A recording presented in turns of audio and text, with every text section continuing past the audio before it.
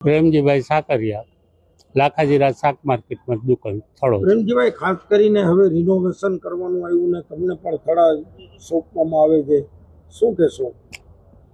કારણ કે સ્વૈચ્છિક રીતે એકબીજાની સમજૂતીથી એકબીજા જગ્યા હાટે જગ્યા આપે એટલે ટ્રાન્સફર થઈ જાય સોમવારથી, અને રિનોવેશન થાય એટલે અમને અમારી દુકાનને જે ભાડામાં છે એ ભાડામાં પાછી આપવાના. કેટલો સમય ટાઈમ કાઢવો? અંદાજ 6 મહિના કહે છે આ લોકો. અને કેવી રીતે પછી ભાડામાં કે કઈ ફેરફાર કરશે કે શું કરશે? એની જગ્યા પાછી આપવાની ને એ જ ભાડામાં હોય ને.